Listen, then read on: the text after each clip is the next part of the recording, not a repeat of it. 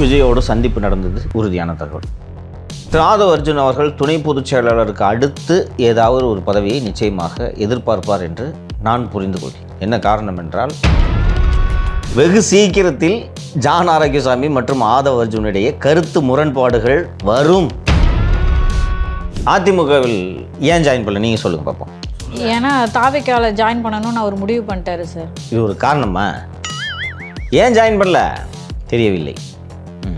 அரசியல் நெறியாளர் என்று சொல்லிக் கொள்கிறீர்கள். இப்போ விஜய் கட்சிக்கு பணம் இருக்கா? பணம் இருக்கும்னு நினைக்கிறேன் சார். எலெக்ஷனை சந்திக்கிற அளவுக்கு பணம் இருக்குமான்னு எனக்கு தெரியல. ஏங்க, நான் டெய்லி சோத்துக்கு இல்லாமல் இருக்காருன்னு சொன்னேன். போதுமான அளவுக்கு பணம் இருக்குன்னு தானே சொல்றாங்க. பணத்துக்காக அவரை வேண்டுமானாலும் சேர்த்துக் கொள்வார்.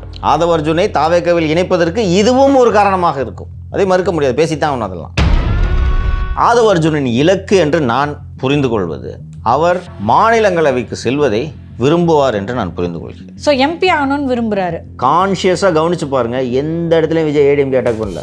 அதிமுக கிட்ட ஏங்க உங்களை விஜய் விமர்சனம் பண்ணலன்னு, விமர்சனம் பண்ணால் நல்ல கட்சின்னு அர்த்தம்ட்டு எடப்பாடி ஞாபகம் உங்களுக்கு சொன்னதான். என்னை தாண்டி தான் நீ அண்ணனை தொட முடியும் குறுக்க வந்துடுவார் இவர். தமிழக காவல்துறையை குற்றம் சுமத்தாதீர்கள். இன்னைக்கு அந்த மக்களை சந்திக்க முடிய வெக்கமா இல்லையா திருமாவர்களே?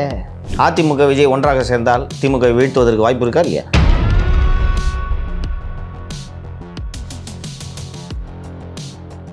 சவுக்கு மீடியா நெட்வொர்க் நேயர்களுக்கு வணக்கம். அரசியலுக்கு அப்பால் நிகழ்ச்சியில அரசியல் சார்ந்து பல்வேறு விஷயங்கள் பேச இருக்கோம். அதுக்காக சவுக்கு மீடியா நெட்வொர்க்கோட சிஇஓ திரு சவுக்கு சங்கர் அவர்கள் நம்மளோட இணைஞ்சிருக்காங்க. பேசலாம். வணக்கம் சார். வணக்கம் மாலதி சார். இப்போ ஆதவ் அர்ஜுன் அவர்கள் விசிகேல இருந்து வெளியே வந்ததுக்கு அப்புறமா எங்கே ஜாயின் பண்ண போறாரு, என்ன பண்ண போறாரு அப்படின்ற கேள்வி இருந்துச்சு. நடுவில் அதிமுகலாம் ஜாயின் பண்ண போறாரு அப்படின்னு சொல்லிட்டு இருக்கும்போது இப்போ ரீசெண்டான தகவல், அவர் விஜய் கட்சியுடன் இணைகிறார் அப்படின்னு சொல்றாங்க. ஸோ அவருடைய வாய்ஸ் ஆஃப் காமன் அவங்க ஒர்க் பண்ண போறாங்க அப்படின்னு சொல்றாங்க, இல்லை அவருக்கே பெரிய பொறுப்பு கொடுக்க போறாங்கன்னு சொல்றாங்க. இது என்ன மாதிரியான தகவல் உங்ககிட்ட இருக்கு சார்? விஜயோடு சந்திப்பு நடந்தது உறுதியான தகவல், உறுதி செய்யப்பட்ட தகவல். இது தொடர்பான அறிவிப்பு 2 பிப்ரவரி அன்று வெளியாக இருக்கிறது. ஏன் 2 பிப்ரவரி என்றால், விஜய் அவர்கள் தாவேக்க தொடங்கிய முதல் ஆண்டு அன்று திரு ஆதவ் அர்ஜுன் அவர்கள் விஜய் கட்சியில் என்ன பொறுப்பில் இணைகிறார், பொறுப்பு கொடுப்பார்கள், என்ன பொறுப்பில் இணைகிறார் என்பது அன்று வெளிவரும். நீங்கள் சொல்வது போல ஊடகங்களில் நீங்கள் சொன்ன அத்தனை செய்திகளுமே வந்தன. அவர் இணைகிறார், விஜய் சந்தித்தார். அவர் இணையவில்லை. வாய்ஸ் ஆஃப் காமன்ஸ் சார்பாக தேர்தல் உத்தி வகுப்பாளராகத்தான் அவர் இணையப் போகிறார், துணை பொதுச் செயலாளர். இது போன்ற பல்வேறு தகவல்கள் வருகின்றன. திரு ஆதவ் அர்ஜுன் அவர்கள் துணை பொதுச் செயலாளருக்கு அடுத்து ஏதாவது ஒரு பதவியை நிச்சயமாக எதிர்பார்ப்பார் என்று நான் புரிந்து கொள்கிறேன். என்ன காரணம் என்றால், விடுதலை சிறுத்தைகள் கட்சியில் ஏற்கனவே அவர் துணை பொதுச் செயலாளராகத்தான் இருந்தார்.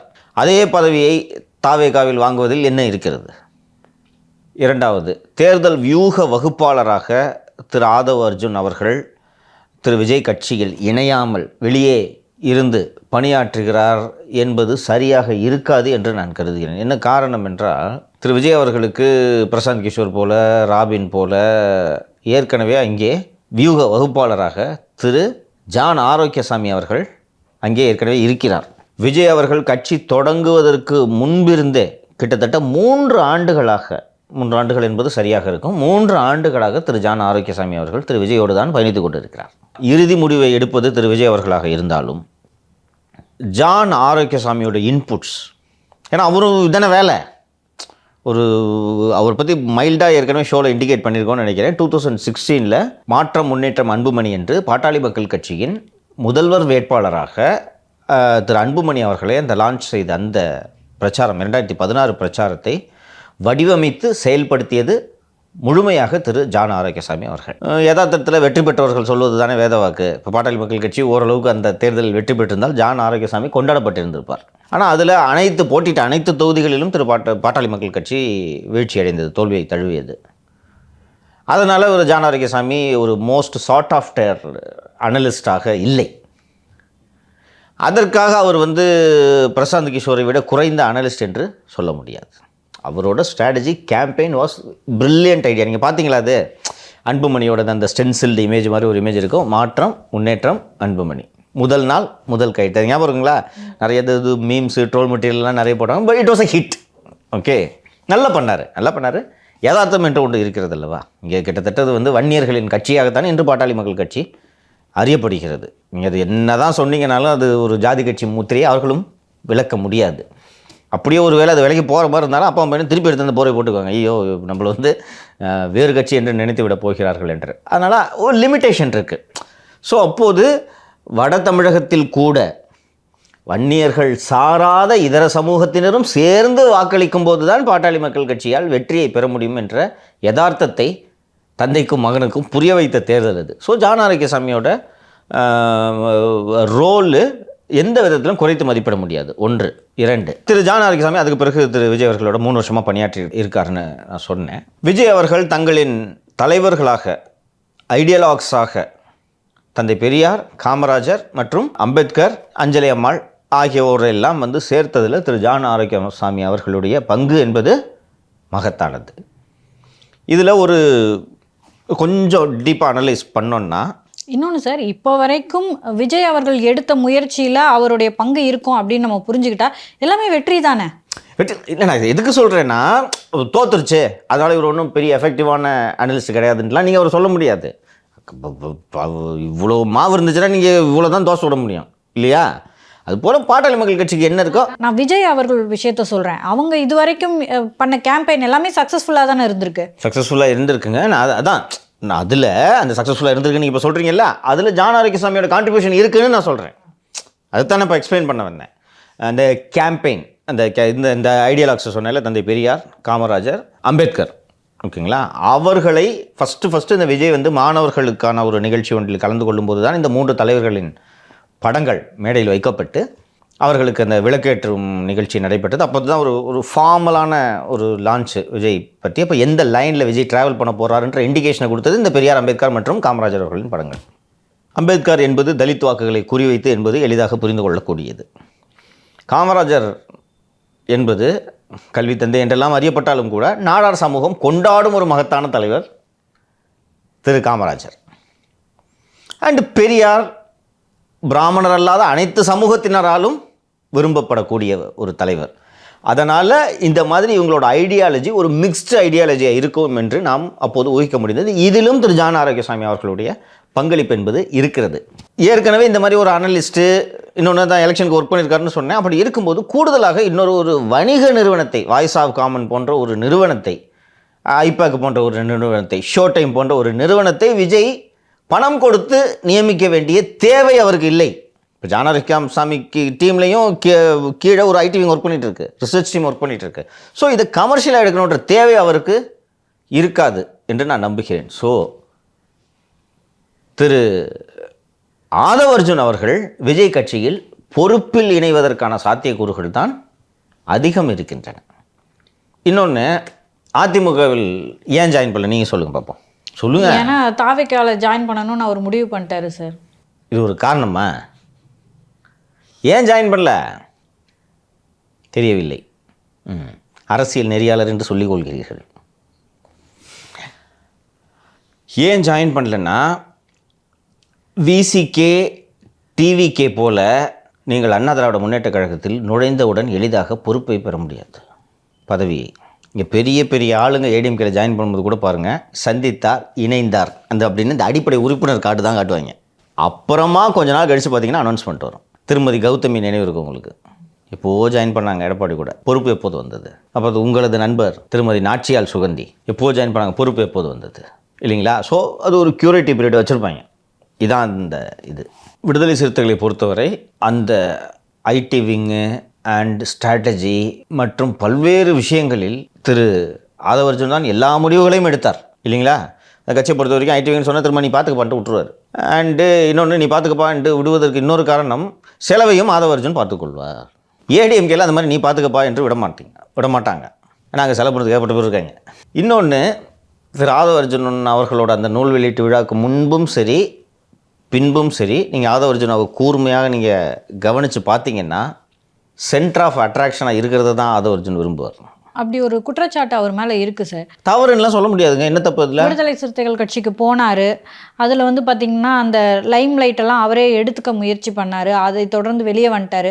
ஸோ இப்போது ஒரு கட்சிக்கு டக்குன்னு போய் ஒரு துணை பொதுச் செயலாளராக ஆனார். ஆதவ அர்ஜுனா அப்படின்றது யாருன்னு தெரியுது, கலகம் பண்ணுறாரு, அவர் யாருன்னு வெளியே வராரு.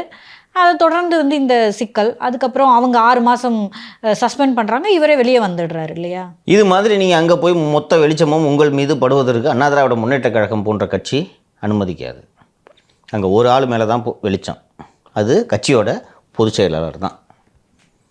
அது செல்வி ஜெயலலிதாவாக இருந்தாலும் சரி, பழனிசாமியாக இருந்தாலும் சரி, இரு நபர்கள் மீது வெளிச்சம் படுவதே அண்ணா திராவிட முன்னேற்ற கழகம் என்ற கட்சி விரும்பாது, அல்லது அதற்கு இயல்பாக இல்லை என்பதற்கு இந்த ஒருங்கிணைப்பாளர், இணைய ஒருங்கிணைப்பாளர் ரொம்ப நாள் ஓடலைன்றதை நம்ம பார்த்தோம். ஆட்சி வரைக்கும் வேறு வழி இல்லாமல் 2 பேரும் கை கோத்துக்கிட்டு இணைந்த கைகள் அப்படின்னு பாட்டெல்லாம் பாடிக்கிட்டு இருந்தாங்க. முடிஞ்சவனே பார்த்தா முதல்ல எப்போ தள்ளி விடுறதுன்னு பார்த்துட்டு அந்த மாதிரி பதவியே கிடையாதுங்க கட்சியிலன்ட்டு பொதுச் செயலர். அந்த பொதுச் செயலருக்கு கீழே இருக்கிறவங்கன்னு பார்த்தீங்கன்னா எல்லாரும் ஈக்குவல்ஸ். அண்ணன் திரு KP முனுசாமி, திரு SP வேலுமணி, திரு தங்கமணி, KC வீரமணி எல்லோரும் ஒன்று. அவர்களுடைய பகுதியில் மன்னர்கள். தங்கமணினா ஈரோடு நாமக்கல், KC வீரமணினா வேலூர், இவர் SP வேலுமணினா கோவை மற்றும் கொங்கு பகுதி இல்லைங்களா? அங்கேயும் போனீங்கன்னா இவருக்கு ஒரு பகுதியை தான் ஒதுக்கி கொடுப்பாங்க.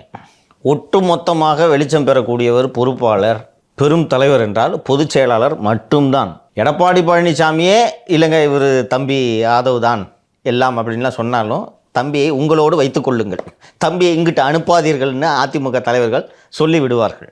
இதை ஆதவ அர்ஜுன் விரும்ப மாட்டார்.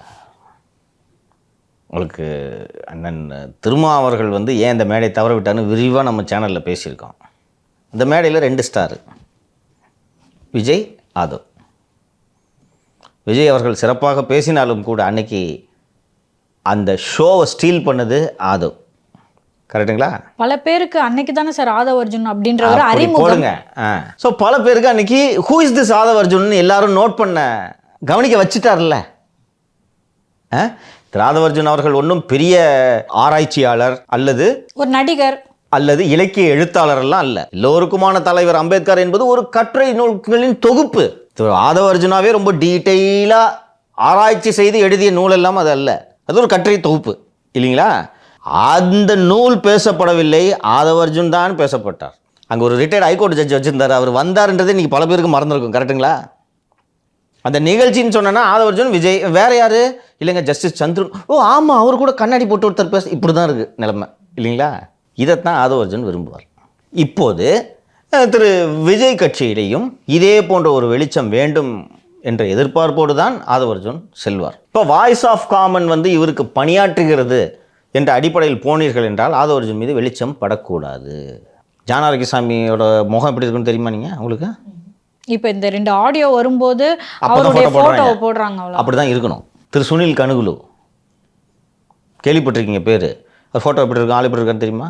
அப்படி தான் இருக்கணும். அது போலவெல்லாம் இல்லாமல் நான் தான் எல்லாவற்றையும் செய்தேன் என்பதால் தான் பிரசாந்த் கிஷோரை நீங்கள் எல்லாரும் விரட்டி விட்டாங்க. யாரும் அவர் கிட்ட சேர்க்கறதில்ல. போய் ஒரு கட்சிக்கு துட்டை வாங்கிட்டு வேலை செய்கிறேன், 110 கோடி வாங்கிட்டு தான் திமுகவுக்கு வேலை செஞ்சார். செஞ்சுட்டு என்னால் தான் ஜெயிச்சிங்கன்னு சொன்னேன்னா அப்போ திராவிட மாடல் முதல்வர் எதுக்கு இருக்காரு? யார் விரும்புவாத? மம்தாட்ட போயிட்டு என்னால் தான் இல்லை அப்படின்னு தம்பி கிளம்பு. ஆம் ஆத்மி பார்ட்டினா ஒரே தலைவர் கேஜ்ரிவால், அங்கே போய் வேலை செஞ்சுட்டு என்னால் தான் அப்படின்னு சொன்னால் கிளம்பு. Nobody like this. ஸோ அப்படி இந்த ஸ்ட்ராட்டஜிஸ்ட் வியூக வகுப்பாளர்கள்னால் திரைக்கு பின்னால் இருந்து தான் நீங்கள் இயங்க வேண்டும், அதுதான் முறை, அதுதான் தொழில் தர்மம். ஆதவ அர்ஜுனால வியூக வகுப்பு. இன்னொன்று பிரசாந்த் கிஷோர், சுனில், ராபின், ரிஷி இவங்கெல்லாம் வேலை செய்கிறது பணத்துக்கு, புகழுக்கு இல்லை. புகழுக்கு இல்லை, இல்லை இந்த அரசியல் கட்சியில் வந்து பதவிக்கு கிடையாது. நிச்சயமாக இல்லை. ஃபஸ்ட்டு அடிப்படைன்றது பணத்துக்கு தான். இல்லை சார், ஆதவ் அவர்களுடைய எதிர்பார்ப்பு என்னவா இருக்கும்னு நான் சொல்கிறேன். ஸோ கட்சியில் வந்து அவருக்கு ஏதாவது ஒரு பதவி தானே அவருடைய எதிர்பார்ப்பாக இருக்கும். இதுதான் எதுக்கு இப்போ இந்த எக்ஸ்பிளனேஷன் கொடுக்குறேன்னா, வாய்ஸ் ஆஃப் காமன் கூட அக்ரிமெண்ட் போட்டிருக்காங்கன்றது ஏற்புடையது அல்லன்றேன். ஏதோ இப்போ மிகப்பெரிய பொறுப்பு ஒன்று கொடுக்க போகிறாங்க. பொறுப்போடு தான் அவர் இணைவார். பணத்துக்காக நான் போய் உங்களுக்கு வேலை செய்வேன்னு ஆதவ அர்ஜுன் சொல்லுவார் நீங்கள் நினைக்கிறீங்க? அதுக்கான தேவை இல்லை, அவர்கிட்டயே போதுமான அளவுக்கு பணம் இருக்குன்னு தானே சொல்கிறாங்க. பணத்துக்காக அவரை வேண்டுமானாலும் சேர்த்துக்கொள்வார்கள். ஆதவ அர்ஜுனை தாவேக்காவில் இணைப்பதற்கு இதுவும் ஒரு காரணமாக இருக்கும், அதை மறுக்க முடியாது. பேசித்தான் ஒன்று. அதெல்லாம் அவர் வந்து பார் போற்றும் பாவலர் என்பதற்காகலாம் அவர் ஒன்றும் இணைச்சிக்கல. அவர் எதற்கு, அவரால் என்ன பலன் என்பது விவரம் அறிந்தவர்களுக்கு தெரியும். திமுகலேருந்து அவர் போனது காரணம் 1300 கோடி பிடுங்கிட்டு ஏமாற்றிட்டாங்க மாப்பிள்ளை என்பது தானே, என்ற அந்த கிரீவன்ஸ் இருக்கிறது தானே, அது மறுக்க முடியாது இல்லவா? ஸோ அதனால் ஒரு பொறுப்பில் தான் அவர் இணைவார் அப்படின்ட்டு நான் பார்க்குறேன். ஸோ சீக்கிரமாக அவருக்கு என்ன பொறுப்பு அப்படின்னு அறிவிக்கப்படும். அநேகமாக 2 பிப்ரவரி அன்று இந்த அறிவிப்பு வெளியாவதற்கான சாத்தியக்கூறுகள் அதிகம் இருக்கின்றன. ஸோ இப்போ பொறுப்பு, அந்த கட்சி விவகாரங்கள், அந்த மாதிரி விஷயங்களில் மட்டும் அவர் தலையிடுவாரா, இல்லை வாய்ஸ் ஆஃப் காமனர் அதுக்கான ஃபவுண்டரும் என்ற அடிப்படையில் அந்த வேலைகளில் ஏதாவது ஈடுபடுவாரா, இல்லை ஜான் ஆரோக்கியசாமியோட அவருடைய பொறுப்பு இதில் என்ன இருக்கும், இதில் தலையிட வாய்ப்பு இருக்கா, ஏதாவது சஜஷன்ஸ் கொடுக்க வாய்ப்பு இருக்கா சார்? அப்படி வெறுமனே கட்சியில் கொடுத்த பதவியை மட்டும் பெற்றுக்கொண்டு கட்சி வேலையை மட்டும் நான் செய்கிறேன் என்றால் அது ஆதவ் அர்ஜுன் அல்ல. அவரோட ஸ்ட்ரென்த்தே வியூக வகுப்பாளர் தானே. நான் ஏற்கனவே சொன்ன மாதிரி ஆதவ் அர்ஜுன் வந்து ஒரு மிகப்பெரிய எழுத்தாளர் அல்லது மேடை பேச்சாளர் அதெல்லாம் இல்லை. அவரோட ஸ்ட்ரென்த்தே வந்து எலெக்ஷன்ஸ் அனாலிசிஸ் ஸ்ட்ராட்டஜிஸ்ட் இல்லையா. பெண் நிறுவனத்தை அவர் தானே உருவாக்குறாரு. பிரசாந்த் கிஷோர் வந்து வேலை செய்யும் போது the idea was pitched by Prashant கிஷோரை அழைத்து வந்தது யார்? இது போன்ற ஒரு வியோக வகுப்பாளரின் தேவை திமுகவுக்கு இருக்கிறது என்று பிரசாந்த் கிஷோரை அழைத்து வந்ததே ஆதவ் அர்ஜுன் தானே. பின்னாடி வெளியில் வந்துச்சு இல்லை, அது அழைத்து வந்தார். அழைத்து வந்த பிறகு எதற்கு ஒவ்வொரு தேர்தலுக்கும் நாம் பிரசாந்த் கிஷோரை நம்பி இருக்க வேண்டும்? நாமளே அதை செய்யலாமே என்று பிரசாந்த் கிஷோர் என்ன இன்ஃப்ராஸ்ட்ரக்சர் வச்சுருந்தாரோ அந்த இன்ஃப்ராஸ்ட்ரக்சரை இங்கே திமுகவின் கீழ் உருவாக்கி, அப்படி உருவானது தானே பெண். ஸோ அந்த பெண் எல்லாம் அமைச்சு கொடுக்கும்போது தான் அந்த ஏற்பட்ட மோதலின் காரணமாகத்தான் அங்கிருந்து விடுதலை சிறுத்தைகள் அமைப்புக்கு அவர் செல்கிறார். ஆதவ் அர்ஜுனின் இலக்கு என்று நான் புரிந்து கொள்வது, அவர் மாநிலங்களவைக்கு செல்வதை விரும்புவார் என்று நான் புரிந்து கொள்கிறேன். உங்களுக்கு 24 தேர்தலிலேயே விசிகவிலிருந்து ஆதவ் அர்ஜுன் வெளியே வருவதற்கு முன்பாகவே கள்ளக்குறிச்சி தொகுதிக்கு ஆதவ் அர்ஜுன் பெயர் அடிபட்டது உங்களுக்கு நினைவு இருக்கும். ஸோ எம்பி ஆகணும்னு விரும்புகிறாரு. அவருக்கு எம்பி ஆகணும். இப்போ எம்பி ஆகணும்னா திருப்பி 2029 வரை காத்திருப்பதற்கு ஆதவ் அர்ஜுன் தயாராக. திமுகலேருந்து வெளியே வரும்போதே சொன்னாங்க எம்பி கேட்டார், அதை கொடுக்கல, அதனால தான் வெளியே அமிச்சிட்டாங்க அப்படின்ற ஒரு பேச்சு இருந்தது. எனக்கு நான் புரிந்து கொண்ட வரை அவருக்கு எம்பி ஆகணும் என்ற விருப்பம் இருக்கலாம். திரு விஜய் அவர்கள் 26லேயே முதலமைச்சராகி அமைச்சரவை அமைப்பார் என்பதை ஆதவ் அர்ஜுனே ஒப்புக்கொள்ள மாட்டார். சரிங்களா? அப்போ அவருடைய இலக்கு மாநிலங்களவை உறுப்பினராகுது. ஏன்னா 29 வரை காத்திருக்க வேண்டும். இன்னும் 3 வருடங்களா, 4 வருடங்கள் இருக்கு. இப்போ தானே சார் முடியும். அதனால் மாநிலங்களவை உறுப்பினராவதற்கான விருப்பம் அவருக்கு இருக்கிறது என்பது தெரியும். எந்த திமுக எம்பியாக விடாமல் விசிக்கு வெறும் 2 சீட்டு கொடுத்துச்சோ அதே திமுக முன்னாடி எம்பி ஆகி டெல்லிக்கு போய் காட்டணும், குறிப்பாக சபரீசனுக்கு காட்டணும் என்ற விருப்பம் ஆதவ் அர்ஜுனுக்கு இருக்குது. ஸோ அதை நோக்கி அவர் பயணிப்பார். நீங்கள் கேட்டது ஜான் ஆரோக்கியசாமி வந்து அவர் ஒர்க்கை பார்ப்பார், அதில் வந்து இவரோட தலையீடு இருக்குமா அல்லது இவர் அதுக்கு ஆலோசனை சொல்லணும். ஆலோசனைகள் சொல்வதோடு நின்றால் அது ஆதவ் அர்ஜுன் அல்ல. வெகு சீக்கிரத்தில் ஜான் ஆரோக்கியசாமி மற்றும் ஆதவ் அர்ஜுனுடைய கருத்து முரண்பாடுகள் வரும். நான் என்னங்க இந்த மாதிரி டிஃப்ரென்ஸ் ஆஃப் ஒப்பீனியன் வருமா அப்படின்லாம் கேட்டபோது ஆதவ் அர்ஜுனை கூட்டு போகிறதே ஜான் ஆரோக்கியசாமி தாங்க அப்படின்னாரு. எல்லாம் இருக்கட்டும், அடிப்படையே ஒரு ஆதவுக்கு வந்து ஸ்ட்ராட்டஜிஸ்ட்டு, ஏற்கனவே அங்கே ஒரு ஸ்ட்ராட்டஜிஸ்ட் இருக்கார். 2 ஸ்ட்ராட்டஜிஸ்ட் எப்படி ஒரே கத்தியில் இருக்க முடியும்? ஒரே உரையில் கண்டிப்பாக கான்ஃப்ளிக்ட் ஆஃப் இன்ட்ரெஸ்ட் வரும். ஸோ இப்போ அழைச்சிட்டு போகிறதே வந்து ஜான் ஆரோக்கியசாமி தான். அப்படி தான் தகவல் எனக்கு வருது. இவர் தான் அங்கே கூட்டிகிட்டு போகிறாரு, இருந்தார், அந்த டிஸ்கஷனில் இருந்தார். செகண்ட் ரவுண்ட் ஆஃப் லீடர்ஸ் கூட. ஏன்னா Aadhav Arjun must be having multiple ideas. அந்த ஐடியாஸ் எல்லா ஐடியாஸுமே ஜான் ஆரோக்கியசாமி ஒப்புக்கொள்வார் என்று நீங்கள் எப்படி சொல்ல முடியும்? இந்த ஐடியாஸ் கரெக்டாக இருக்குங்க, இது ஏடிஎம்கேக்கு ஒர்க் ஆகும், விஜய்க்கு இது ஒர்க் அவுட் ஆகாதுன்னு நினைக்கலாம். அப்புறம் நீங்கள் நேற்று தான் வந்தீங்கன்னா 3 வருஷமாக விஜய் கூட இருக்கிறேன், அப்படி இல்லாட்டி வெற்றி தான் இலக்கு அப்படின்னு முடிவு பண்ணிட்டு சேர்ந்து ஒன்றா வேலை பார்க்கலாம். அதுதான் இவங்க 2 பேரோட இலக்கு. அதை நோக்கி பயணிக்க வேண்டும் என்று தான் இருவரும் ட்ரை பண்ணுவாங்க. ஆனால் நிச்சயமாக முரண்பாடுகள் வரும், நமக்கு செய்தியும் வரும், வராமல் இருக்காது. அது படித்த பண்டிதர்கள் ஒன்றாக இருந்ததாக வரலாறே கிடையாது. அது இயற்கைக்கு எதிரானது. ஸோ கண்டிப்பாக கான்ஃப்ளிக்ட் ஆஃப் இன்ட்ரெஸ்ட்டு வரும். அண்ட் இவருக்கு கட்சி பதவி கொடுத்தாலும் ஸ்ட்ராட்டஜி இல்லை. விஜய் அஃப்கோர்ஸ் வந்து நீங்கள் வெறும் கட்சி பதவிங்க, நான் உங்களுக்கு என்ன வேலை சொல்கிறேன் அதை மட்டும் தான் நீங்கள் செய்யணும், கட்சி பதவியோடு நீங்கள் கம்முன்னு இருங்க அப்படின்லாம் சொல்ல ஏதாவது கொடுப்பாங்களே வேலை. இன்னொரு கூட்டின்னு போகிறதுக்கு வெறுமனே ஆதவ் அர்ஜுன் வந்து ஒரு புத்தகம் எழுதியிருக்கிறான்றதுக்காக கூட்டின்னு போகிறாங்க. ஒன்று செலவு. இப்போ விஜய் கட்சிக்கு பணம் இருக்கா? திமுக 2 கிட்டையும் பிரச்சனை இல்லை. விஜய் கட்சிக்கு எலெக்ஷனுக்கு 2006 நினைக்கிறேன் சார். எலெக்ஷனை சந்திக்கிற அளவுக்கு பணம் இருக்குமான்னு எனக்கு தெரியல. ஏங்க நான் டெய்லி சோத்துக்கு இல்லாமல் இருக்காரு நான் சொன்னேன். எலெக்ஷன் செலவு தான் கேட்குறேன் நான். ஒரு தேர்தல், அதுவும் வந்து 26 தான் நம்ம இலக்கு, 26 தான் நம்ம இலக்கு என்று திரு விஜய் அவர்கள் சொல்கிறார். எவ்வளவு செலவாகும் ஒரு ஜென்ரல் எலெக்ஷனுக்கு? இப்போ ஒரு தொகுதிக்கு ஒரு 2-3 கோடி ஆகுமாங்க சார்? 2ன்றது உங்களுக்கு நீங்கள் சொல்கிறது பேரஸ்ட் மினிமம். அப்படின்னு வச்சாலுமே 500 தொட்டில் 2 வச்சாலே தென் 268 2ன்னு வச்சா அப்போது you need a cash cow to face the elections. Aadhav Arjun will be the cash cow. 234 இல்லை சார், ஆமாம், இப்போ 200. 468 தான், nearing 500 crores. That's fine, around 500 crores இல்லையா? அப்போது விஜய் கட்சிக்கும் ஒரு கேஷ் கோ வேண்டும். அப்போது விஜய் கட்சிக்கு கேஷ் கோவா இருக்க திரு ஆதவ அர்ஜுன் நிச்சயம் சம்மதித்திருப்பார். சம்மதித்தால் பதிலுக்கு அண்ணனுக்கு என்ன தருவ என்ற கேள்வி ஒன்று எழுகிறது அல்லவா? இப்போ நிச்சயமாக that will be quit bro. ரெண்டும் இருக்கும், கண்டிப்பாக கான்ஃப்ளிக்ட் ஆஃப் இன்ட்ரெஸ்ட் வரும்ன்ட்டு நான் நம்புகிறேன். நான் சாதாரணமாக வேலை பார்க்குறதுக்கும் ஒரு நிறுவனத்தில் நான் பணம் போட்டுட்டு வேலை பார்க்குறதுக்கும் வித்தியாசம் இருக்குது. அப்சல்யூட்லி. ஸோ நான் இன்னைக்கு ஜெயிச்சே காட்டணும், இல்லாட்டி இழப்பு எனக்கு தான் அதிகம். அது ஒன்று. இன்னொன்று, எதுக்காக ஒரு ஆதவ அர்ஜுன் ட்ராவல் பண்ணிகிட்டே இருக்காரு? ஃபஸ்ட்டு டிஎம்கே, அன்அஃபிஷியலி, தென் விசிகே, தென் டிவிகே என்றால் அவர் ஆதவ அர்ஜுன் சொல்கிற மாதிரி அந்த கடைசி மனிதனுக்கு அதிகாரன்றதை நோக்கி அவர் பயணிக்கிறாரு. It's obviously needs power. இங்கே இப்போ இன்னொன்று சொல்லுங்கள் மாலதி, எனக்கு ஒரு ஆர்குமெண்ட்டுக்காக வச்சுக்கோ, கஷ்டப்பட்டு பேசி அண்ணன் திரும்ப 3 சீட்டு வாங்கியிருக்காரு 24ல். கள்ளக்குறிச்சி யாதவுக்கு கொடுத்து அங்கே எம்பி இருந்தாருன்னா இவர் விட்டு வெளில போயிருப்பார்னு நினைக்கிறீங்க?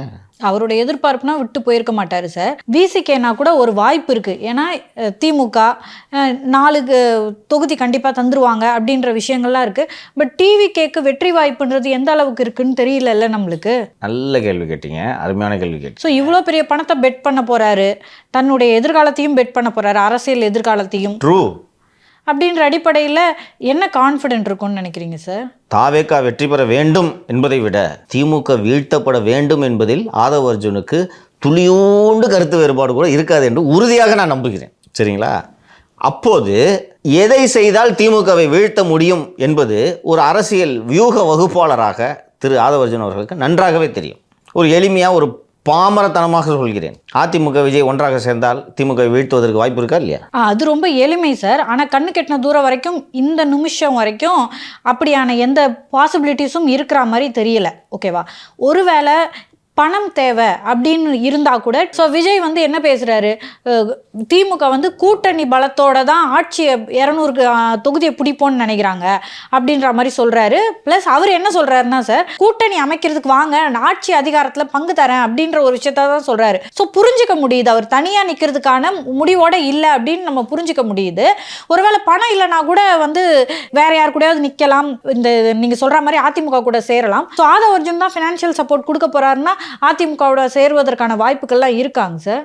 ஆதவ அர்ஜுன் ஒரு செலவை பண்ணுறாருன்னா அதற்கான பலன் இருக்க வேண்டும் என்று ஆதவ அர்ஜுன் எதிர்பார்ப்பார் இல்லையா? திமுகவில் செய்த செலவு எந்த பலனையும் அளிக்கவில்லை என்பதுதான் யதார்த்தம். மீண்டும் பலனளிக்காமல் ஒரு செலவு ஆதவ அர்ஜுன் செய்வார் என்று நீங்கள் நினைக்கிறீர்களா? நினைக்கல சார் நான் கண்டிப்பாக. அப்போது செய்கிற செலவுக்கு ஏற்ற பலன் வர வேண்டும். ஏற்ற பலன் என்ன? அவர் சார்ந்திருக்கக்கூடிய தாவேக குறைந்தபட்ச வெற்றியாவது பெற வேண்டும். குறைந்தபட்ச வெற்றியை பெறுவதற்கு 500 கோடிக்கு பதிலாக 1000 கோடி செலவு செய்தால் முடியுமா? முடியும். 1000 கோடி செலவு செஞ்சால் தாவேக்கு தனிப்பட்ட முறையில் வெற்றி பெற்று வர முடியுமா? தனிப்பட்ட முறையில் வெற்றி பெற முடியாது. அப்போது 1000 கோடி செலவு செய்கிறதுக்கு ஆதவ அர்ஜுன் லூஸா? இலக்கு வெற்றி, போய் ஒரு இடத்துல சேர்றாரு, சேர்ந்து அதை ஜெயிக்க வைக்கணும். ஜெயிக்க வச்சாதான் பண்ணுற செலவுக்கும் பிரயோஜனம், அவருக்கும் மரியாதை. செலவும் பண்ணிவிட்டு அவரோட உழைப்பையும் போட்டு குறைந்தபட்ச வெற்றியை கூட எட்டவில்லை என்றால் எதுக்கு அவர் போய் ஜாயின் பண்ணாரு? அப்போது வெற்றி பெறுவதற்கு அடுத்த வழி என்ன? கூட்டணி. யாருடன் கூட்டணி? இப்போ விசிகா, கம்யூனிஸ்ட் அவங்களோடலாம் பண்ணலாம், ப்ரையாரிட்டி. அப்படி பண்ணலைன்னா வந்து அதிமுகவோட கூட்டணி. அதிமுகவோட கூட்டணி சேர்ந்து செலவும் செய்தால் திராவிட முன்னேற்ற கழக கூட்டணியை வீழ்த்துவதற்கு வாய்ப்பு இருக்கிறதா இல்லையா? இது மாதிரி கூட்டணி வச்சா கண்டிப்பாக ஜெயிக்க வாய்ப்பு இருக்குது சார். இதை ஆதவ அர்ஜுன் செய்வதையே தன் முழு நேர வேலையாக கொண்டு தாவேகவில் இருப்பார் என்று நான் நம்புகிறேன். இதற்கு சாத்தியம் இருக்கா இல்லையா? இருக்கு. ஆனால் இன்னொன்று சொல்லியிருந்தாங்க சார், ஒருவேளை கூட்டணி வைக்காம தாவேகா தனித்து நிற்குது, இப்போ அதிமுக தனித்து நிற்குதுன்னா ஓட்டுக்கள் சிதறும், மீண்டும் வந்து இந்த திமுக அதிகமாக வெற்றி பெறதுக்கான வாய்ப்புகள் தான் அதிகம் அப்படின்னு சொல்லிட்டு. ஓகேங்களா? அதான் எதார்த்தம். இப்படி தனியாக நின்று விஜய் ஒரு பக்கம் பிரிச்சுட்டு போயிட்டு, இவங்க ஒரு பக்கம் பிரிச்சுட்டு போயிட்டு, பிஜேபி ஒரு பக்கம் பிரிச்சுட்டு போனாங்கன்னா, இது சிஎம் சொல்கிற சிஎம் இப்போ 200லாம் தாண்டி 234ன்ட்டாரு. ஒரு சீட்டு கூட எவனும் ஜெயிக்கக்கூடாத லெவலுக்கு சிஎம் போயிட்டாரு. பலமுனை போட்டிகள் வந்து திமுகவுக்கு தான் சாதகம் சொல்கிறாங்க. அப்போ 200+ன்றது சாத்தியம். அதை அனுமதிக்கிறதுக்காக போய் ஆதவ அர்ஜுனுங்க சரி ஒன்றும் சொல்ல முடியாது. இப்போ ஜான் ஆரோக்கியசாமிக்கே தெரியும் இது கூட்டணி வச்சா அதோட பலம் என்னன்றது. ஆதவ அர்ஜுனுக்கு இன்னும் நன்றாகவே தெரியும். 2 பேருமே ஸ்ட்ராட்டஜிஸ்ட்டு. இப்போ 2 பேரும் கணக்கெல்லாம் போட்டு சொல்லிடுவாங்க, சேர்ந்தா இது, சேரலைன்னா எதுவும் இல்லை. அப்போது இருவரும் சேர்ந்து இதை சொல்லும்போது விஜய் இதை புரிந்து கொள்வார். இன்னொன்று, நீங்கள் சொன்னது போல் விஜய் அவர்கள் கூட்டணி கிட்டலாம் கிடையாது, நான் தனி அப்படி என்றெல்லாம் கேப்டன் விஜயகாந்த் அவர்கள் போல அவர் எங்கும் சொல்லவில்லை. எடுப்பிலேயே அதிகாரத்தில் பங்குட்டார். இந்த ஈக்குவேஷன் நெகோசியேஷன்லாம் டைம் இருக்குது. அதை நோக்கி திரு ஆதவ அர்ஜுன் அவர்கள் தாவேகவில் இணைவது அதிமுக தாவேக கூட்டணியை நோக்கிய அடுத்த கட்ட நகர்வாகத்தான் நான் பார்க்கிறேன். இது அடுத்த கட்டத்துக்கு போகுது. இது இங்கே நல்லா இப்போ நம்ம அனலைஸ் பண்ணது வரைக்கும் பார்த்தோம்னா ஒரு ஸ்ட்ராட்டஜி, எலெக்ஷன் ஸ்ட்ராட்டஜி தெரிஞ்ச ஒரு ஆள் யாரும் போயிட்டு 2000 கோடி செலவு பண்ணலாம், நீங்கள் தனியாக நின்று நீங்கள் சிஎம் ஆகிடுவீங்க, 234 போட்டிட்டேன்னா ஒரு 150 நம்ம ஜெயிச்சிருவோன்னு நிச்சயமாக ஆதவ அர்ஜுன் செய்ய மாட்டேன். நான் தான் ஒரு சூப்பர் ஸ்டாராக இருந்தாலும் யதார்த்தம்னு ஒன்று இருக்குது, அதை நிச்சயமாக சொல்லிட்டு அவர் இல்லையா. சேர்ந்தா திஸ் இஸ் தி பாசிபிலிட்டி, இல்லை நீங்கள் தனியாக நின்னீங்கன்னா திஸ் இஸ் தி பாசிபிலிட்டி. அப்போது நீங்கள் 31க்கு எய்ம் பண்ணணும். 26ல் எல்லா தொகுதிகளிலும் தோல்வியுற்று விஜய் அவர்கள் மட்டும் ஜெயிச்சா தனியாக அசம்பிளிக்கு போய் என்ன பண்ணுவார்? 29ல் என்ன பண்ணுவீங்க இருக்கா? அப்போது 26ல் இந்த கூட்டணி அமைஞ்சு ஒரு நல்ல வெற்றியை பெறுகிறார்கள் என்றால் 29 ட்ராவல் பண்ணலாம். அப்படியே சார், விஜய்க்கு இப்போ ஒரு மிகப்பெரிய ஹீரோ இமேஜ் இருக்குது, காற்றுள்ள போதே தூற்றிக்கொள் தான். ஸோ இந்த தடவை ஒரு தடவை அவர் மட்டும் ஜெயிச்சுட்டு போய் 5 வருஷம் ஒரு எந்த ட்ராக்ஷனும் இல்லாமல் கட்சி நடத்தணும். அவர் போயிடலாம், அவர் எம்எல்ஏ, கட்சி நடத்தணும். அவர் எளிதில் கிடையாது, தெரியும். இவ்வளோ பெரிய கட்சி அதிமுக தடுமாறுறாங்க பார்க்குறீங்கள. ஆளுங்கட்சி அச்சுனே இருக்கும் எதிர்கட்சியை, கரெக்டாக. இன்னொன்று, இப்போது இருக்கக்கூடிய ஆளுங்கட்சி அதிமுகவை அடிப்பதை விட விஜய் மீது தான் தீவிர கவனம் செலுத்துகிறார்கள் என்பதை நாம் தொடர்ந்து பார்த்து கொண்டு வருகிறோம். அதனால் திரு ஆதவ அர்ஜுன் அவர்கள் இதுக்கு கிட்டத்தட்ட கன்ஃபார்ம், ஆதவ அர்ஜுன் ப்ளஸ் டிவிக்குன்றது கன்ஃபார்ம். அதாவது இல்லை வாய்ஸ் ஆஃப் காமன் ஸ்ட்ராட்டஜி கேட்டேஜின்னு சொல்லிட்டுருக்காங்க. He'll join the party. அவர் ஒரு நல்ல பொசிஷனில் அக்கமடேட் பண்ணணும். துணை பொதுச்செயலாளர்ன்றது ஏற்கனவே அங்கே இருந்த ஒரு பதவி, அதனால் வேறு ஒரு நல்ல பதவியில் அங்கே அவருக்கு ஒரு இடம் கிடைப்பதற்கு சாத்தியக்கூறுகள் இருக்கின்றன. இருந்துச்சுன்னா அதை நோக்கி தான் இதை ட்ராவல் பண்ணுது.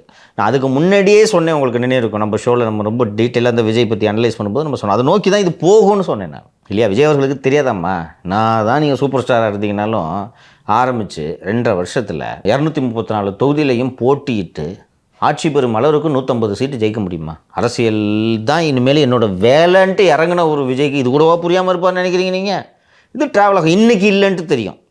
நல்ல கான்ஷியஸாக கவனித்து பாருங்கள். எந்த இடத்துலையும் விஜய் ஏடிஎம்கே அட்டாக் பண்ணல. அதிமுக கிட்ட ஏங்க உங்களை விஜய் விமர்சனம் பண்ணலன்னு, விமர்சனம் பண்ணால் நல்ல கட்சின்னு அர்த்தம்ட்டு எடப்பாடி ஞாபகம் இருக்கா உங்களுக்கு? அப்போ நாங்கள் ஒழுங்காக செயல்படுறோன்னு அர்த்தம் அப்படின்ட்டாரு. இவர் தாவேகோட கூட்டணியான்னு சொல்லிட்டு திரு ஜெயக்குமார் அவர்கள்ட்ட கேட்கும்போது விஜய் ஒன்று எங்களுக்கு எதிரி இல்லையே அப்படின்னாரு. அது நோக்கி தான் இவால்வ் ஆகும். விமர்சனம் பண்ண வேணாம் அப்படின்னு சொல்லிட்டு வெளிப்படையாகவே சொல்லிட்டாங்களேங்க சார் அதிமுகவில். இல்லை அந்த மாதிரி அனௌன்ஸ்மெண்ட்லாம் எதுவும் வரல. எதுக்குமா அவர் உங்களை பற்றி பேசுறது, நீங்கள் எதுக்கு அவரை பற்றி பேசிகிட்டு இருக்கணும்? அவசியமே கிடையாது. இன்னொன்று, யார் பிரதான எதிரின்றதை பார்த்துட்டு தானேமா ஒரு கட்சி அரசியல் நடத்தணும் இல்லையா? அண்ணன் சீமான் தான் சம்மந்தம் இல்லாமல் பெரியாரை பிடிச்சி 50 வருஷத்து பழைய கதையெல்லாம் தோண்டி எடுத்துனா அண்ணன் பேசின்னு இருப்பார். சரியாக ஒரு போரிடும் வித்தை தெரிந்தவர்கள் எதிரி யார் என்பது தெரிந்துதான் போர் உத்திகளை வகுப்பார்கள், போரிடுவார்கள். இது இன்னொன்று, விஜய் கெரியரை விட்டுட்டு அரசியல் தான் முழு நேரம்ட்டு வந்துட்டாருமா. நல்லா யோசிச்சு பாருங்கள். 2005 கட்சி ஆரம்பிக்கிறாரு விஜயகாந்த். 2006 எல்லா தொகுதியிலையும் தனியாக போட்டிடுறாரு. கட்சியிலலாம் நல்லா அன்றைக்கி ஆட்கள் இருந்தாங்க, ஒன்றும் இல்லைன்னு சொல்ல, நிறைய கூட்டம் வந்துச்சு, ஆட்கள் இருந்தாங்க. அவர் மட்டும் ஜெயிக்கிறாரு. 11 அதிமுகவோட கூட்டணி அமைக்கிறார். அந்த பக்கம் வலுவான கூட்டணி, பிஎம்கே விசிக, காங்கிரஸ், திமுக. இந்த பக்கம் லெஃப்ட்டு ஏடிஎம்கே, தேமுதிக. 3வது இடத்துக்கு போச்சா திமுக? எதிர்கட்சி அந்தஸ்தை கூட இழந்தாங்க. ஸோ இது இவால்வ் ஆகும். இல்லை அதெல்லாம் சாத்தியமே கிடையாதுலாம் இல்லை, அதை நோக்கி இது போகுதுன்றேன். அதோட அடுத்த கட்ட நகர் தான் திரு ஆதவ அர்ஜுன் ப்ளஸ் விஜய். ஒரு இன்டெலிஜென்ட்டான ஆள். இன்னொன்று, அவருக்கு ஒரு கோல் இருக்குது. நான் ஓப்பனாக சொல்கிறேன், திமுக போகணும், அது ஆதவ அர்ஜுன் விரும்புகிறாரு. அவர் எங்கேயுமே இன்னொன்று வம்பில் தோட்டதே அவர் தானே. ஆமாம் சார், அந்த மேடையிலேயே அவர் என்ன சொல்கிறாரு, மன்னராட்சி அப்படின்னு அவள் தான் முடிஞ்சு போச்சுமா, அது ஊழலை பற்றி பேசுங்க அப்படின்னு எடுத்து கொடுக்குறாரு. ஸோ எல்லாமே டைரெக்டாக திமுகவை அட்டாக் பண்ணுங்கன்றதை தெளிவாக சொல்கிறாரு. அப்படி பேசுனா இது என்ன பஞ்சாயத்தாகன்றது தெரியாமையா பேசினார் ஆதவ்? அதுவும் திமுகவோட கூட்டணியில் இருக்க விசிகேல இருந்துட்டே பேசினார். ஓகேவா? இன்னும் சொல்ல போனோன்னா பஞ்சாயத்து அவுட்டுன்னு தான் பேசுனது. அப்போ விஜய் கட்சியில் போய் என்னமா பண்ணுவார்? நம்ம தனியாக நின்று திமுகவை வெற்றி பெற வைக்கலான்ற ஐடியாவே கொடுப்பாரு. இன்னொரு விஷயம் கூட சொன்னீங்க, விஜய் வந்து ரொம்ப தெளிவா திமுகவுக்கு எங்கெங்கெல்லாம் அடிச்சா வலிக்குமோ அங்கங்க அடிக்கிறாரு அப்படின்னு சொல்லிட்டு. ஸோ அரசியலை மிக நீண்ட காலம் கவனிச்சுக்கிட்டு இருந்தவர் ஒருத்தர் வந்து அரசியல் பண்ணா எப்படி இருக்குமோ அதை மாதிரியே தான் அவர் பண்றாரு. நீங்க சொன்ன மாதிரி ஸ்ட்ராட்டஜிஸ்ட் வந்து நிறைய விஷயங்களை சொல்லலாம், கடைசியா எடுக்கிற முடிவு அப்படின்றது லீடர் தான், விஜயோடது. விஜய் அவர்கள் இதுவரைக்கும் பார்த்த வகையில அவருடைய நோக்கம் என்னவோ அதுக்கு தெளிவா இருக்காரு. நம்ம திமுகவை தாக்க போகிறோம், நம்ம வந்து பிஜேபி அட்டாக் பண்ண போகிறோம், தமிழக மக்கள் மத்தியில் எது எடுபடும் அப்படின்றதெல்லாம் அவர் ரொம்ப ஃபோக்கஸ்டாக இருக்கார். ஸோ நீங்கள் சொன்ன மாதிரி பலமுனை போட்டி வந்துச்சுன்னா திமுக தான் ஜெயிக்கும், இதெல்லாமே அவங்களுக்கும் தெரிஞ்சு தான் இருக்கும். ஸோ ஏடிஎம்கேவோட வந்து ஒருவேளை கூட்டணி வைக்கும் போது இது வரைக்கும் நீங்கள் சொன்ன மாதிரி ஏடிஎம்கே பற்றி அவங்க விமர்சனங்களே வைக்கலை. இன்னொன்றுமா, அந்த விஜய் விக்ரவாண்டி மாநாட்டில் பேசும்போது என்று தான் நினைவு, நீங்கள் போடும் கூட்டணி கணக்குகளெல்லாம் மக்கள் மைனஸ் ஆக்குவாங்கன்ட்டு ஒரு வார்த்தையை சொன்னார். அவர் விஜய் மீன் பண்ண மைனஸ் என்னென்னா, பொலிட்டிக்கல் ஸ்ட்ராட்டஜிஸ்ட்டுக்கிட்ட பேசும்போது சொல்லுவாங்க, தேர்தலில் போட்டி போடுற எல்லா கட்சிகளும் 0லேருந்து தான் ஸ்டார்ட் பண்ணுவாங்க, ஆனால் திமுக மட்டும் 15%லேருந்து ஸ்டார்ட் பண்ணுவாங்கன்னா. அது என்னென்னா, அந்த சிறுபான்மையினரின் வாக்குகள் என் பிளாக்காக விழுது. எடப்பாடி தள்ளகீழாக நின்று டக்கர் அடிச்சார் 24 தேர்தலில். பிஜேபியோட ஒட்டும் கிடையாது, உறவும் கிடையாது, அண்ணன் தண்ணி புழங்க மாட்டோம், பேச மாட்டோம், பார்க்க மாட்டோம், தெரியாமல் வச்சிட்டோம் ஏன் கூட்டணின்றது மட்டும்தான் சொல்லலை, இது எல்லாத்தையும் சொல்லிட்டாரு, திருப்பி சொல்லிட்டாரு. இன்னும் சொல்ல போனோன்னா கிட்டத்தட்ட அவரே எரிச்சல் அடைகிற அளவுக்கு பத்திரிகையாளர் அந்த கேள்வி கேட்டாங்க, சார் உங்களோட பிஜேபி உறவுன்ட்டு. இல்லையா, கூட்டணி என்ன வெளிப்படையாக வச்சுக்குவோம், கள்ள கூட்டணிலாம் தேவையில்லையான்னு சொல்லிட்டாரு. அண்ட் அந்த மைனாரிட்டி ஓட்டை கொஞ்சம் கூட 24 அண்ணா திராவிட முன்னேற்ற கழகத்தால் எடுக்க முடியவில்லை என்பதுதான் யதார்த்தம். விஜய் எடுக்க முடியுமா? முடியாது சார். அவர் முதல்ல அரசியலுக்கு வரதே பார்த்தீங்கன்னா அவர் ஜோசப் விஜய்ன்னு சொல்லிட்டு பிஜேபி சொன்னதை வச்சு தானே சார் வராங்க. இதைத்தான் உங்கள் கூட்டணி கணக்குகளை மக்கள் மைனஸ் ஆக்குவாங்க. +15லேருந்து ஸ்டார்ட் பண்ணுறாங்கல்ல கவுண்ட்டை, மைனஸ் ஆக்குவாங்க. அண்டு விஜய் அரசியலுக்கு வருவதற்கு முன்னால் பின்னால் என்று தான் நாம் தமிழக அரசியலை பார்க்க வேண்டும் இல்லைங்களா? அந்த விஜய் அரசியல் வர்றதுக்கு முன்னால் வரைக்கும் திமுக இருக்கவங்ககிட்டலாம் பேசுனீங்கன்னா அடுத்த 3 டேர்முக்கு எங்கள் ஆட்சி தான். ஏடிஎம்கே ஒரு போங்க பஸ், இப்படி தான் பேசிகிட்டு இருப்பாங்க. அவரே சொல்கிறாரு விஜய், இருமாப்புடன் 200 வெல்வோம்னு சொல்கிறாங்க. அந்த இருமாப்போட இருந்தாங்கன்றது உண்மை தானே சார்? இவர் வந்ததுலேருந்து நம்மளே பேசியிருக்கோம்ல, 24 மணி நேரமாக அவர் என்ன பண்ணுறாரு, எப்போ எந்திரிக்கிறாரு, எப்போ காப்பி குடிக்கிறாரு, என்ன பண்ணுறாரு, யாரை பார்க்குறாரு, என்ன பண்ணுறாரு, மொத்த அரசு இயந்திரம், மொத்த ஃபோக்கஸும் விஜய் மீது திரும்பி விட்டது. நான் ஏற்கனவே சொல்லியிருக்கேன், ஏடிஎம்கே கட்சியாக கூட கன்சிடர் பண்ண மாட்டேறாங்க. விடுங்க பஸ் விடுங்க பஸ். அண்டு விஜய் வந்து இந்த சிறுபான்மையினர் வாக்குகள் மட்டும் அல்லாமல் தலித் வாக்குகள் அள்ளிடுவார். நீங்கள் இதர சமூகத்தினரின் வாக்குகளை போல பறையர் சமூகத்தினரின் வாக்குகள் என் பிளாக்காக ஒரு கட்சிக்கு போனது கிடையாது. இப்போ திரு வன்னியர் சமூகத்தை எடுத்துக்கலாமே, பெரும் அளவு கிட்டத்தட்ட ஒரு 60+ வன்னியர் வாக்குகள் பிஎம்கேக்கு தான் இல்லைங்களா? தனியாக நின்னாலும் பிஎம்கேக்கு தான், எந்த கூட்டில் இருக்கோ பிஎம்கேக்கு தான் இல்லைங்களா? அது தைரியமாக சொல்லாமல். இது போல் சில சமூக வாக்குகள் கவுண்டர் வாக்குகள் எடுத்துக்கலாம், ஏடிஎம்கே தான், ஏடிஎம்கே போக தான் மற்றது, இது மாதிரி எடுத்துக்கலாம். பட் பறையர் வாக்குகள் ஸ்ப்ரெடடாக கிடக்கும், ஸ்கேட்டர்டு, எல்லா கட்சிக்கும் போகும். இதை ஒருங்கிணைத்த வேலையை செய்தவர் திருமாவளவன். ஆமாம் சார். நீங்கள் ஆனால் அவர் வந்து இப்போது டிஎம்கேல இருக்கும்போது விஜய் எடுப்பார்னு எப்படி சார் சொல்கிறீங்க? எது உங்கள் கோர் ஓட் பேங்கோ அதை தவற விடவே கூடாது. நீங்கள் அதான் உங்களுக்கு இன்னும் சொல்ல போனோன்னா அதான் உங்கள் ஆக்சிஜன், அதான் சோறு உங்களுக்கு. திரும்ப அதே கோட்டை விட்டாருமா.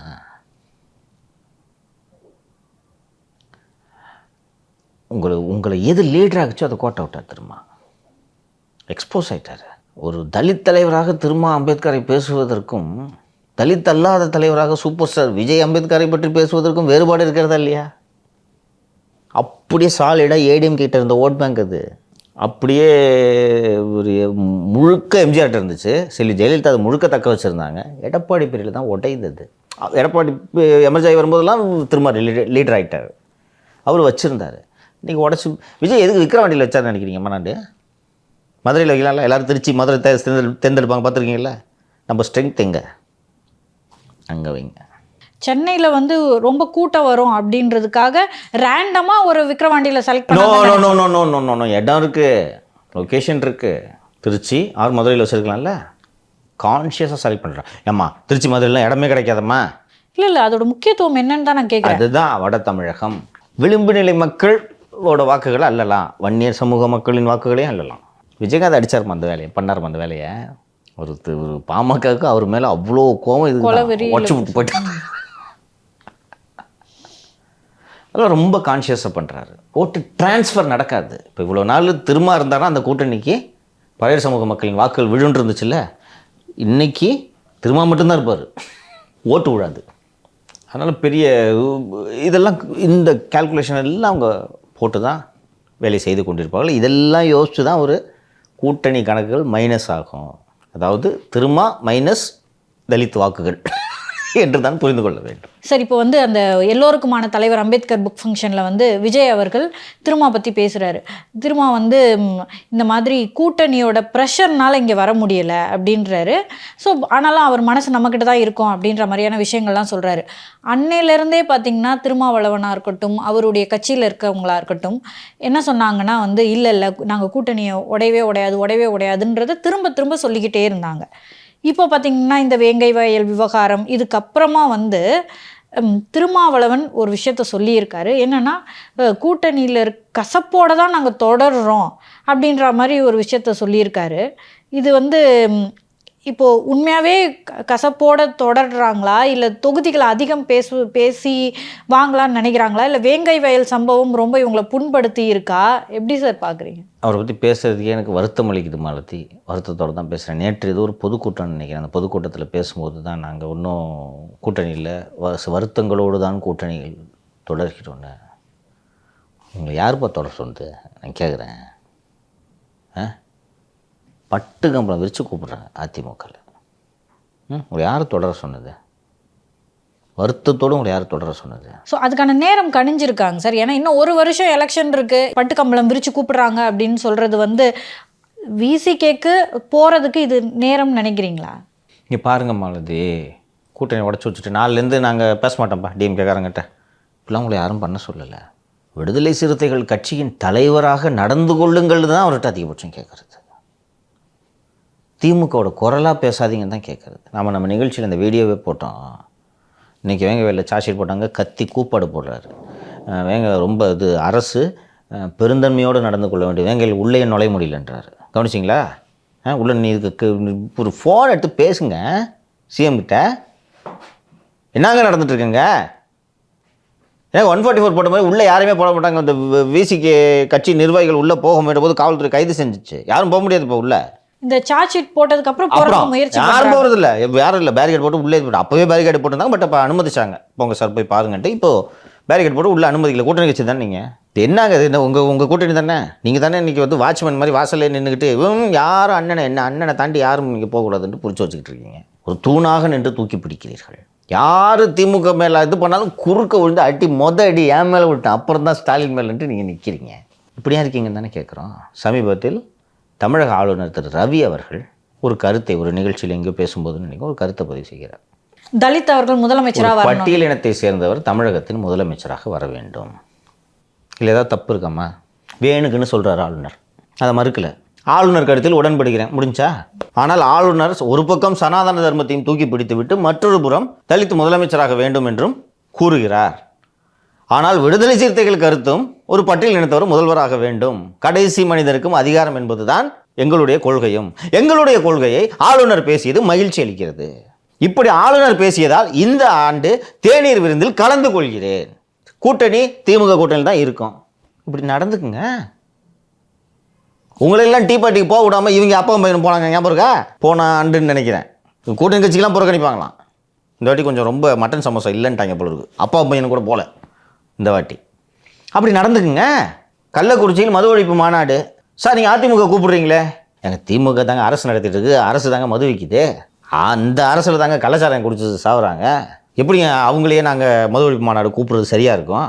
அடுத்து ஆட்சி அமைப்பதற்கு ஏற்கனவே ஆள வாய்ப்பு இருக்கிற கட்சி அழைச்சி மதுவிலக்கு கோரிக்கையை வலியுறுத்தணுன்றதுக்காக அவங்கள கூப்பிட்டேன்னு சொல்லாமல் சொல்லக்கூடாதா? கூட்டணி நாங்கள் திமுகவில் தாங்க இருக்கோம். ஏட்டையை ஆர்எஸ் பார்ட்டியை கூட்டு போகிறார் அந்த கூட்டத்துக்கு. இது மாதிரி ஒரு கேலி கூத்தங்க நான் பார்த்துக்கிறீங்களா? உங்களை அடையாளத்தை ஏன் எடுக்கிறீங்கன்னு தானே எங்களுக்கு பிரச்சனை. வேதனையோடு தான் கூட்டணியில் இருக்கிறோம். எடப்பாடி சொல்கிறார், கவனிச்சிங்களா? கூட்டணின்றது தேர்தலுக்கு தான். அது எப்படி ஒத்த கருத்தோட எல்லா கட்சியும் இருக்க முடியும்? அப்புறம் எதுக்கு தனித்தனி கட்சி வச்சிருக்கீங்க? எல்லாரும் திமுக சேர வேண்டியதானே? கரெக்டு தானே இது கேட்குறது? எப்படி ஒத்த கருத்தோடு எப்படிமா எல்லா கட்சியும் இருக்க முடியும்? உன் கட்சிக்காரனை வேங்க உள்ளே போக விட மாட்டேங்களா? மூஞ்ச எங்கே கொண்டு போய் வச்சுப்பீங்க? அந்த பறையர் சமூக மக்கள் தானே உங்களது வேர், அவர்கள் தானே உங்கள் உயிர் நாடி. அவங்க இந்த மாதிரி பிரச்சனை நடந்துட்டு இருக்கும்போது கடந்த முறை சொன்னார், ஞாபகம் இருக்கா? திமுக தலித் மக்களுக்கு எதிராக இல்லை, காவல்துறை மீது எங்களுக்கு நம்பிக்கை இருக்கிறது. இப்போ ஏன் நம்பிக்கை போச்சு? நீங்கள் நம்பிய காவல்துறை தானேங்க இன்னைக்கு குற்றப்பத்திரிகை தாக்கல் செய்திருக்கிறது. அதுவும் ஐயா வீரமணி அவர்கள் விஞ்ஞானபூர்வமான விசாரணை என்று வேறு சொல்லியிருக்கிறார். ஏன் அப்புறம் நம்ப மறுக்கிறீங்க? இன்னைக்கு வட தமிழகத்தில் உள்ள தலித் மக்கள் இந்த வேங்கவேல் சம்பவத்தில் காவல்துறை தாக்கல் செய்துள்ள குற்றப்பத்திரிகை எப்படி பார்ப்பார்கள்? அந்த குற்றப்பத்திரிகையில் உள்ள ஃபேக்ட்ஸ் இதுக்குள்ளெல்லாம் நான் போகல. செங்கல்பட்டு மாவட்டம் அல்லது மதுராந்தகத்தில் இருக்கக்கூடிய ஒரு பறையர் சமூகத்தை சேர்ந்த ஒரு இளைஞன் அல்லது ஒரு குடும்பம் இந்த குற்றப்பத்திரிகை எப்படி பார்ப்பார்கள்? அவங்க தங்களுடைய பாதுகாப்புக்கு அச்சுறுத்தலாக தான் பார்ப்பாங்க. என்னையா எல்லாரும் சேர்ந்து ஊரை விட்டு ஒதுக்கி வைக்கிறான். இன்றைக்கி நாங்கள் குடிக்கிற தண்ணியில் நாங்களே மலத்தை கலந்தோன்னு சொல்லிட்டு இந்த கவர்மெண்ட்டு. அவனுக்கு இங்கே என்ன நடந்துச்சுன்னே தெரியாது. இங்கே இருக்கிறவனுக்கு பேப்பர் படிக்கிறவன் ரைட்டா? இப்படி இந்த பக்கம் வட தமிழகத்தில் இங்கே இருக்கிறவன் நினைப்பானா? நினைக்க மாட்டானா? கள்ளக்குறிச்சியில் இருக்கக்கூடியவனோ விழுப்புரத்தில் இருக்கக்கூடிய ஒரு பறையர் சமூக இளைஞனோ அவனுக்கு என்ன நினச்சே தெரியாதாங்க. பேப்பர் நியூஸ் தான். அதாவது அவங்க குடிக்கிற தண்ணியில் அவங்க கலந்துப்பாங்களா என்ன? ஸோ தன்னுடைய ரெப்ரசன்டேட்டிவ் யாரோ அவங்க கூட நம்மளை பாதுகாக்கலன்னு நினைப்பாங்க. ஏப்பா என்னப்பா அவர் எதுக்குப்பா அவருக்கு ஓட்டு போடணும்? திமுக சொல்கிறதே இவரும் சொல்லிட்டு இருந்தது. இன்றைக்கி வந்துட்டு சிபிஐ வேணும்னு கேட்குறாரு. இவ்வளோ நாளாக எல்லாரும் சிபிஐ கேட்டப்போ நீங்கள் என்ன சொன்னீங்க? முதலமைச்சரை நம்புகிறோம், தமிழக அரசை நம்புகிறோம்னாரு. அதான் இந்த இது நான் சொன்னது தான். என்ன தாண்டி தான் நீ அண்ணனை தொட முடியும்? குறுக்க வந்துடுவார் இவர். தமிழக காவல்துறையை குற்றம் சுமத்தாதீர்கள். இன்னைக்கு அந்த மக்களை சந்திக்க முடியல. வெக்கமா இல்லையா திருமாவர்களே? என்னையா நினைப்பான்? நான் ஏற்கனவே நம்ம நிகழ்ச்சியில் இதை நான் பதிவு செஞ்சுருந்தேன், மீண்டும் பதிவு செய்கிறேன். ராமதாஸ் அவர்கள் ரொம்ப கடுமையாகவெல்லாம் கலைஞர் அவர்கள் இருக்கும்போது விமர்சனம் செய்தாலும் ஸ்டாலின் அவர்கள் வந்தபோது ரொம்ப கடுமையெல்லாம் விமர்சனம் செய்தது கிடையாது. கடந்த சட்டப்பேரவையில் விக்கிரவாண்டி இடைத்தேர்தல் நடந்த சமயத்தில் பிரச்சாரத்துக்கு சென்ற திரு ஸ்டாலின் அவர்கள் வன்னியர் உள்ஒதுக்கீடுன்னு பேசிட்டார். என்னப்பா என் சோத்தில் கையை வைக்கிறேன்னு சொல்லிட்டு அசுரன் படம் பார்த்துட்டு வந்து அசுரன் படம் பார்த்தேன். அவர் யூடியூபரில் ரிவ்யூ ஒன்று போட்டார், ஃபோட்டோவோட குடும்பத்தோடு பார்த்தேன்ட்டு. முரசொலி பில்டிங்கே பஞ்சமி நிலத்தில் இருக்குன்னு போட்டார். ஒரு போடு 4-5 வருஷமாக படாத பாடுபட்டாங்க. நினைவு இருக்கா? என்னென்னா என் கோர் ஓட்டு உள்ஒதுக்கீட நான் பேசுகிறேன், நீ ஏன் பேசுகிற? போ வேற எங்காவது போங்க. அப்படி இருக்கணுமா வேணாமா? அதை கோட்டை விட்டுட்டு நீங்கள் என்ன அரசியல் பண்ணுறீங்க? சார் இப்போ கூட சார் திருமாவளவன் அவர்கள் வந்து டைரெக்டாக நாங்கள் கசப்புணர்வோடு இருக்கோம்லாம் சொல்லலை சார். நிறைய பேசிட்டு கடைசியாக 2 லைன் அப்படி லைட்டாக கொஞ்சம் கசப்பு, ரொம்ப கசப்பு இல்லை, லைட்டாக கொஞ்சம் லேசாக சீனி போட்ட சரியாயிடும். அதை பல பத்திரிகைகள் வந்து தினமலர் செய்தியாக எடுத்திருக்காங்க. தினமலர் அவ்வளோதான். ஸோ இப்போ நீங்கள் சொல்கிற மாதிரி கோர் பேங்க் ஓட்டே போகுது, அதனால நாங்கள் வந்து ஸ்டப்பனாக நிற்கிறோம் அப்படின்ற மாதிரி கூட இது கிடையாது. புரிதல் திருமாவளவன் அவர்களுக்கு இருக்க வேண்டும்னு சொல்கிறேன் மாலதி, வேற ஒன்றும் இல்லைம்மா. ஸோ இதை பற்றி நீங்கள் மறுபடியும் பேசும்போது என்ன சொல்லிட்டு இருந்தீங்கன்னா, என்னதான் விடுதலை சிறுத்தைகள் வந்து திமுகவோட நின்னாலும் அவருடைய தொண்டர்கள் திருமாவோட நிற்க மாட்டாங்க அப்படின்னு உறுதியாக சொல்கிறேன். அதுதான் விஜயோட டார்கெட்டுன்னு சொல்கிறேன். எம்ஜிஆர் என்ன தலித்தா? என் தலைவன் எங்களுக்காக நிற்பான். ஒரு ரசிக மனப்பான்மையில் தான் சென்றார்கள். அவர் அந்த சமூக மக்களின் பாதுகாப்பை உறுதி செய்தார். அவர்களை வாக்கு வங்கிகளாக மாட்ட எளிய மக்கள்மா. அந்த எளிய மக்கள் ஏன் இன்னைக்கு அன்றைக்கி எம்ஜிஆர் மாதிரி இன்றைக்கி விஜய்கிட்ட உள்ள மாட்டாங்களா? சும்மாவே விஜய்கிட்ட உழுற ஒரு கூட்டம். அவர் தலித் மக்களின் நலனுக்காக பேசி அம்பேத்கரை உயர்த்தி பிடிக்கும்போது விழாதா? இன்னொன்று சார், இந்த குற்றப்பத்திரிகை தாக்கலுக்கு காரணமே வந்து வேங்கை வயலுக்கு விஜய் போவேன்னு சொன்னது தானே சார்? அப்சல்யூட்லி. அது மட்டும் அல்லாமல் திரு விஜய் அவர்கள் சந்தேகம்னு ஒன்று வந்துட்ட பிறகு திருப்பி அதே போட்டு பிடிச்சிட்டு இது பண்ணிட்டு இருக்காதிங்க. பஸ் ஒரு எஸ்ஐடி போட்டு விசாரிங்க சொன்னாரா? கோர்ட் மானிட்டர் பண்ணலாம் சொல்லியிருக்காரு. நீங்கள் சொன்னது போல் அதுவும் விஜய் போறேன்னு இவ்வளோ நாள் எந்த அரசு விஜய் தனமா மேடை எத்தினதே ஒரு திமுகவின் மூத்த தலைவர்கள் ஒருவருக்கு சென்று அந்த மக்களை போய் பார்த்துட்டு ஒன்றும் கவலைப்படாதீங்க பஸ் அப்படின்ட்டு சொல்லணும்னு தோணல. இவர் மேடை எத்தினார்ல, அப்போ எங்கிட்டு போவான்? போச்சு. ஸோ இந்த அடிப்படையில் தான் ஆதவ அர்ஜுன் செய்கிறதையும் சேர்த்து பார்க்கணும். எல்லாம் ரிசர்ச் பண்ணியிருப்பாங்க. ஆதவ அர்ஜுன் அவர்களோட இலக்கு என்ன சொல்லியிருக்கார்ல, அவர் மேடையில் தானே வேங்கவேல் மக்கள் மேடை இருந்தது.